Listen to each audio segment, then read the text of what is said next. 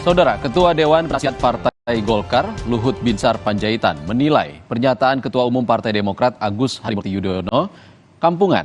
AHY sebelumnya mengklaim ada upaya menjegal Koalisi Perubahan untuk Persatuan dan Anies Baswedan di Pilpres 2024. Berikut cuplikan wawancaranya di program Rosi. Luhut sudah semakin santer terdengar bahwa rezim ini memang ingin menjegal calon presiden tertentu. Rosi, kenapa sih kita ini suka buruk sangka gitu? Presiden itu saya kenal lah, tidak ada sama sekali intention dia untuk melakukan itu.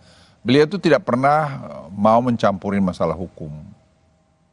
Atau mencegal orang tadi seperti dibilang si Agus tadi. Supaya dicegal partainya, tidak ada itu sama sekali. Mengapa itu Presiden bisa terjadi? Saya bukan muji-muji presiden, tidak. Tapi presiden itu bukan seperti yang dibilang Agus Yudhoyono tadi. Tidak betul sama sekali itu. Saya jamin kalau itu. Saya kan perwira. Kalau itu saya jamin nggak ada. Jadi nggak usah bikin bicara-bicara kampungan itu menurut saya. Kenapa itu bisa menjadi impresi Pak Luhut? Karena memang KSP itu dianggap ingin mengambil alih, merampas Partai Demokrat karena Pak KSP ingin menjadi ketum Demokrat. Ini dianggap sebagai bagian upaya menjegal koalisi untuk mengusung Anies Baswedan. Dan sayang seribu sayang, Pak Muldoko ini adalah bagian dari pemerintahan Pak Jokowi. Harusnya Pak Jokowi kan mengatakan mesti stop. Pak Jokowi juga nyampurin itu semua, enggak juga. Baca aja tuh keadaannya. Enggak, presiden itu sama sekali. Presiden itu sangat demokratis. Sangat demokratis, saya kenal.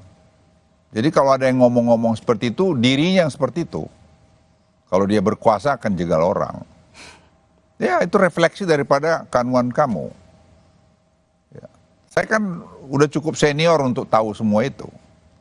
Bukan saya yang belain Pak Jokowi, saya hanya cerita yang saya tahu. Sebagai seorang perwira, saya bisa katakan itu. Nggak betul itu. Mau jegal apain mau jegal?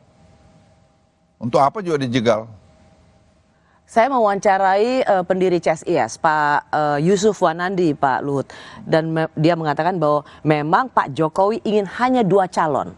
Dua calon itu untuk memastikan bahwa siapapun calonnya itu akan melanjutkan apa yang menjadi legacy Pak Jokowi. Ya soal itu kalau ada orang ngomong itu ya sah-sah aja. Ya saya memang juga lihat begini Rosi ya. Kita ini kadang-kadang sok mau paling tahu bikin perubahan, bikin apa segala macam. Apa sih yang mau rubah?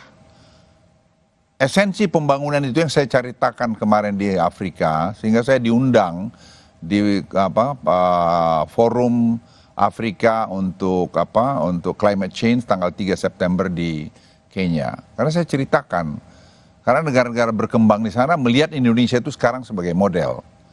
Mereka melihat, saya ketemu 3 presiden itu, South Africa, Kongo, dan juga Kenya. Saya jelaskan, presiden itu ada 6 pilar pembangunan dia. Satu tadi mengenai hilirisasi, yang kedua tadi mengenai digitalisasi, yang ketiga tadi mengenai pendidikan, yang keempat tadi mengenai connectivity, yang kelima tadi mengenai dana desa, itu semua pilarnya itu. Baik, itu adalah sesuatu yang membuat keberhasilan Presiden Jokowi dan diakui oleh dunia. Itu kesaksian seorang Pak Luhut. Tapi pertanyaan saya Pak Luhut, kenapa gerah sekali dengan istilah perubahan? Bukan gerah, saya pikir kita ini jangan bohongin bangsa ini gitu loh. Rosi, saya ini 4,5 tahun, saya ini orang yang cepat kerja. Baru jejak dengan dengan pola ini. Kalau kau masuk lagi nanti, ngulangin, kamu mundur 4 tahun nanti. I'm telling you.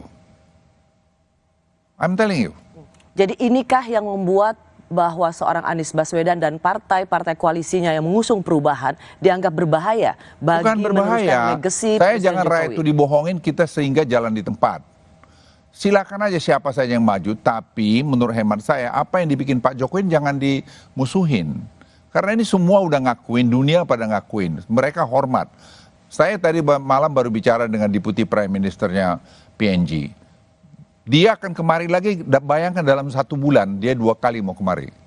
Ketemu, karena dia minta assist mereka itu bagaimana kita melakukan pembangunan di sini. Dan saya beritahu dia, saya bicara per telepon. Udah 3 kali saya bicara telepon sejak pertemuan Presiden Jokowi ke PNG. Jadi saya, kalau kamu tanya tadi ada rejim ini begini-begini, Menjegal seorang menjegal calon presiden. kampungan itu saya bilang itu. Sekali lagi kampungan. Saudara Kaisang Pangarep